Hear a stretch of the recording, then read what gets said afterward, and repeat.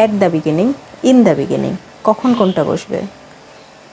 At the beginning এবং in the beginning দুই সিচুয়েশনে বসে। অ্যাট দ্য বিগিনিং বসে at the start of something, starting point মানে এক্স্যাক্টলি সেই সময়টাকেই বোঝায়, সেই সময় থেকেই স্টার্ট হয়েছে। For example, at the beginning of the class the students gave their attendance.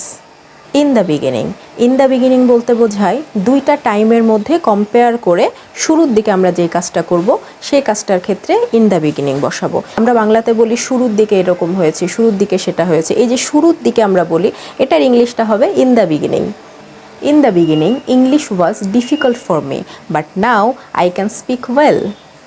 মানে আমি এখানে দুইটা টাইমের কথা বললাম। শুরুর দিকে আমি ইংলিশ সেভাবে বলতে পারতাম না, কিন্তু এখন আমি সেটা ভালো বলতে পারি। সো অ্যাট দ্য বিগিনিং এবং ইন দ্য বিগিনিং এই দুইটার মধ্যে বেসিক পার্থক্য হচ্ছে যখন আমি কোনো স্টার্টিং পয়েন্ট উল্লেখ করব তখন সেখানে আমি অ্যাট দ্য বিগিনিং ব্যবহার করব, এবং